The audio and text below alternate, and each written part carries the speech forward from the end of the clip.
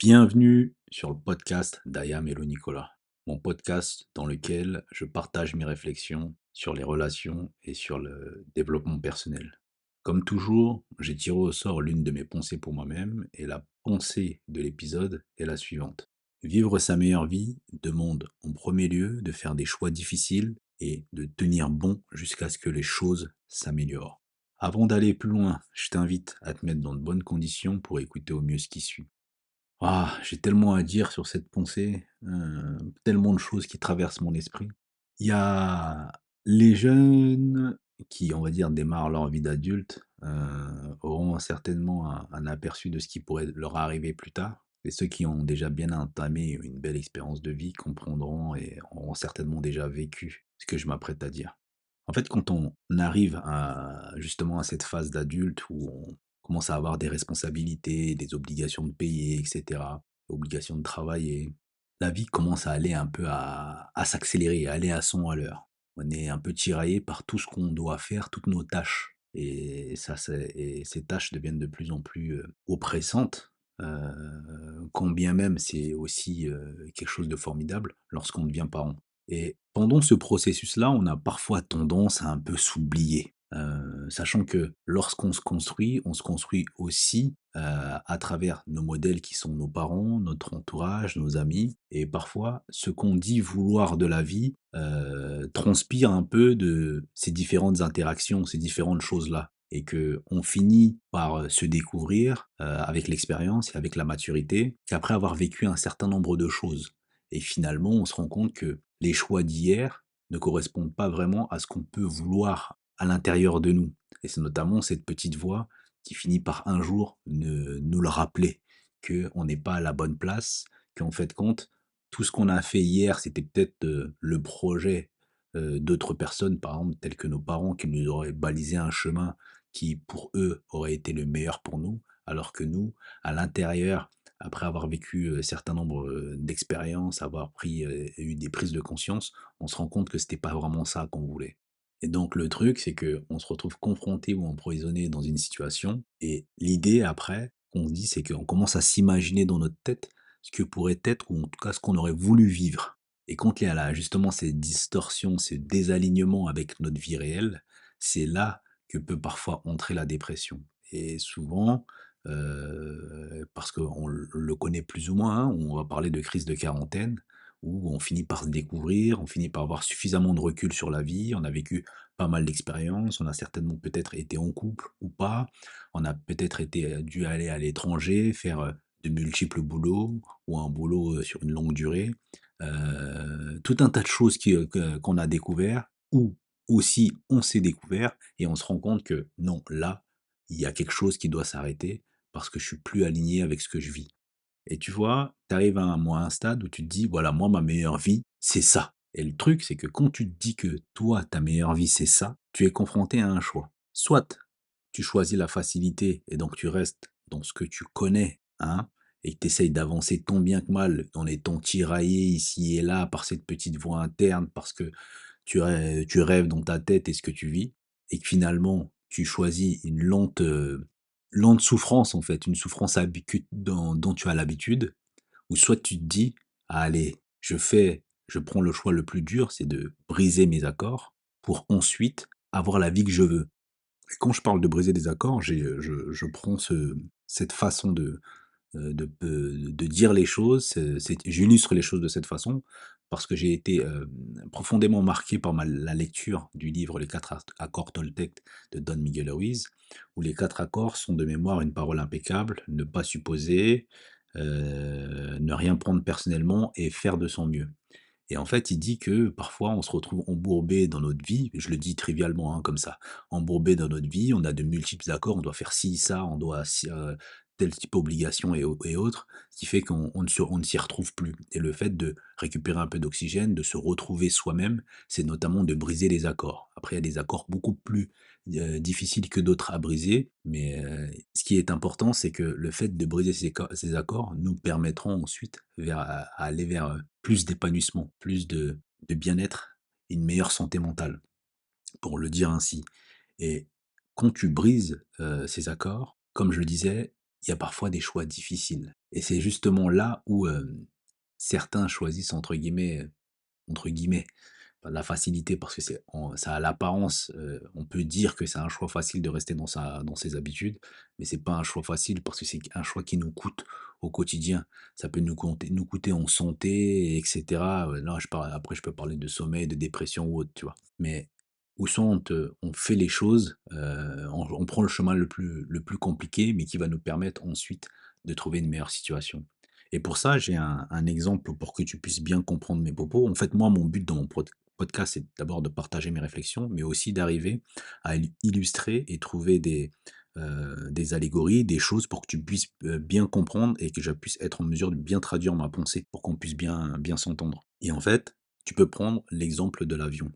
Avant d'aller en altitude, il décolle, tu vois? Et quand il décolle, c'est à ce moment-là qu'il, consomme le plus de carburant, le plus de kérosène, parce que c'est le décollage qui est le plus difficile. Ensuite, arrivé en altitude, c'est beaucoup plus facile de planer et donc quand tu décides justement de vivre ta meilleure vie, c'est-à-dire aligner ta vie, réelle avec la vie que tu te projettes dans la vie dans laquelle tu te projettes, que tu t'imagines dans ta tête, tu vas forcément être confronté dès le départ à un grand changement, à un grand chamboulement dans ta vie. Et moi, ce que je vois un peu ça un peu comme le Big Bang, tu vois, c'est un espèce de gros chaos que tu vas créer volontairement. Parfois, le chaos, il est provoqué, tu le subis.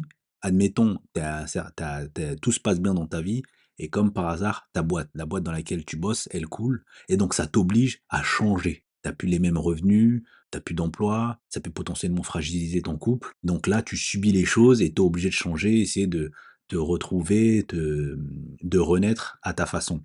Ou parfois, c'est toi-même qui va créer ce chaos parce que tu vas te dire: «Ah ouais, non, ma vie n'est pas spécialement alignée à ce que j'aimerais vivre», et donc là, c'est dans le cas dans lequel je parle, tu vas forcément être confronté à cette première tempête qui va venir face à toi.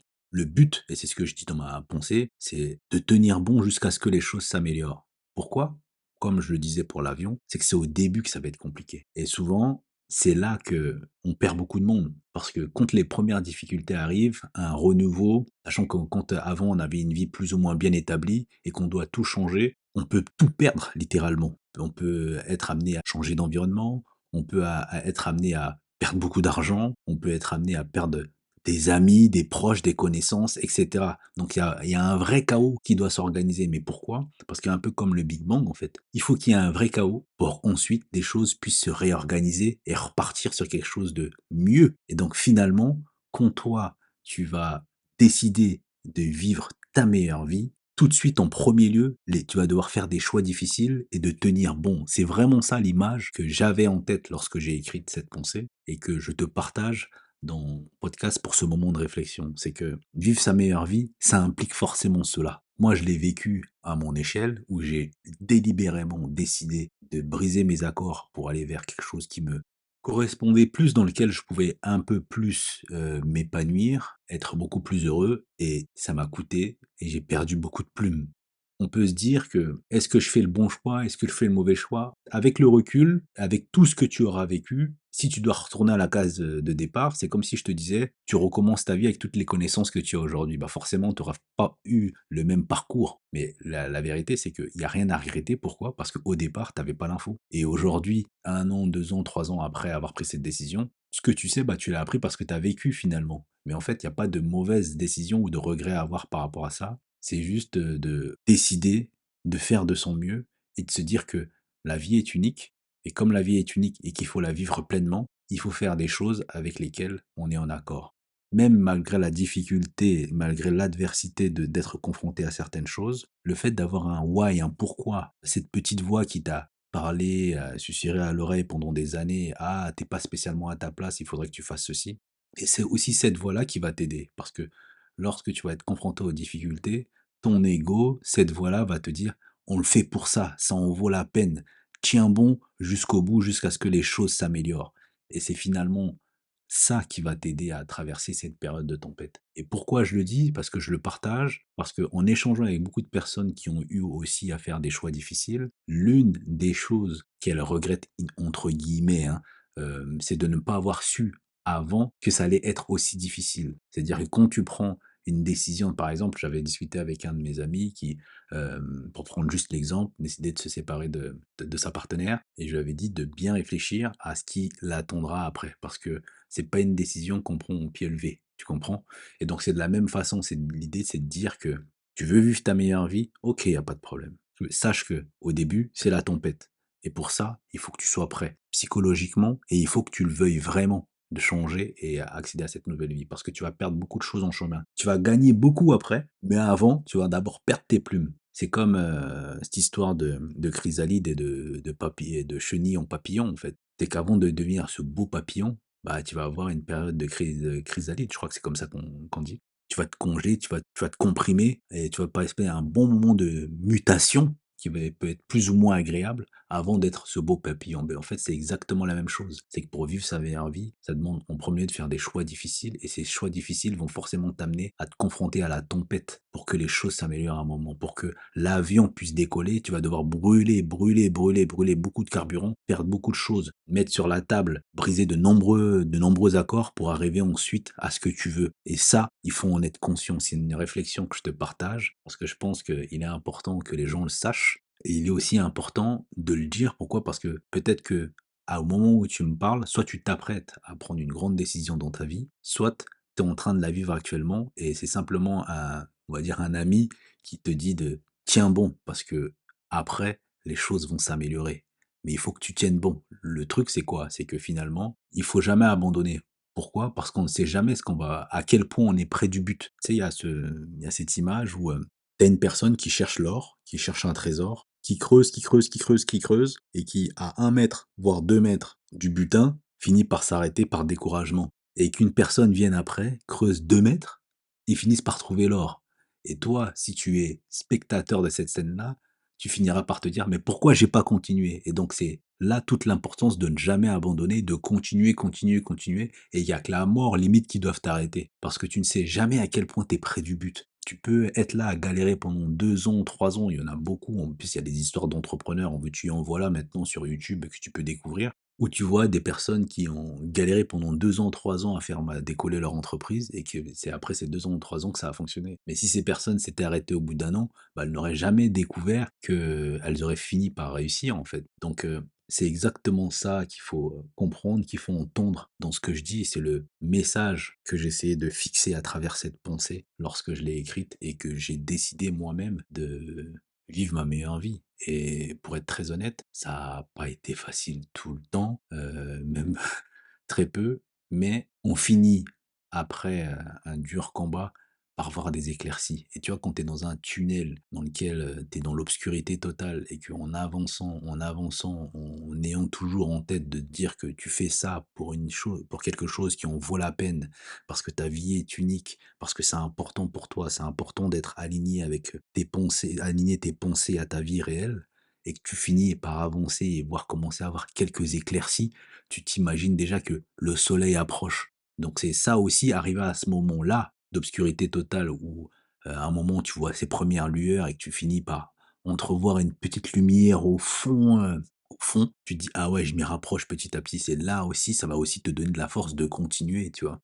Et c'est ça le partage que je voulais te faire à travers cet épisode de podcast et à travers cette pensée. Il y avait tellement de choses à dire, je savais même pas par quoi commencer. En tout cas, j'espère que tu auras récupéré, tu auras retenu le plus important et que c'est quelque chose qui t'apportera dans ta réflexion, d'accord ou pas avec moi et que tu pourras en faire, tu prends le bon, voilà. C'est ce que je préconise toujours, c'est que on peut ne pas être d'accord, mais on peut à minima se comprendre et dans cette partie qu'on comprend, il est utile et important de toujours prendre le bon dans ce qu'une personne dit, peu importe qui elle est ou d'où qu'elle vienne.